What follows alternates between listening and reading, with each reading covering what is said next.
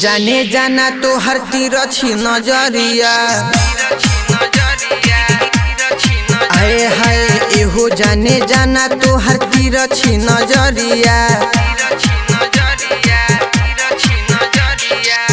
बिजुरी गिरावे तो हर आँख के पुतरिया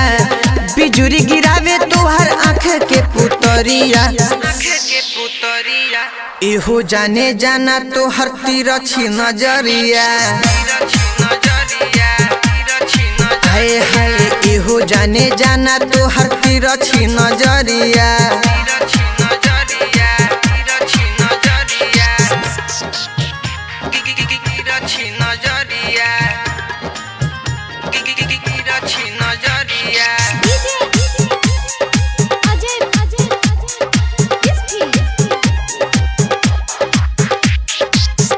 जाने जाना तो हर तिरछी नजरिया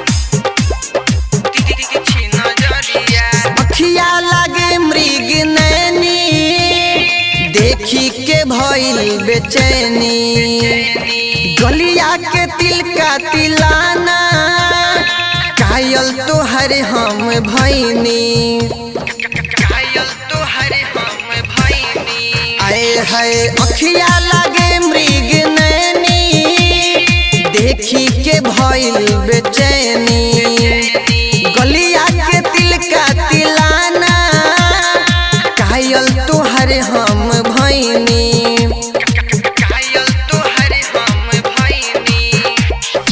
अखिया में धसल बा पतरी कमरिया आए हाय एहो जाने जाना तो हर तिरछी नजरिया बिजुरी गिरावे तो हर आँख के पुतरिया बिजुरी गिरावे तो हर आँख के पुतरिया एहो जाने जाना तो हर तिरछी नजरिया आए हाय एहो जाने जाना तो हर तिरछी नजरिया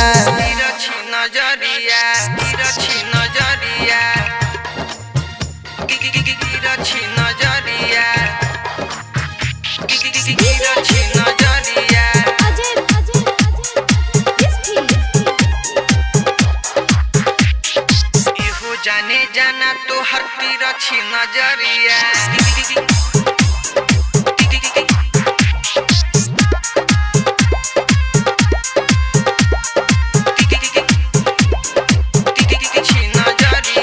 प्रथम के दिल के तू गोरी करेलू चुपके से चोरी हटे न तो से नजरिया रानी ताकत रही तोरा ओरी आए हाय प्रथम के दिल के तू गोरी करेलू चुपके से चोरी हटे न तू से नजरिया रानी ताकत रही तोरा ओरी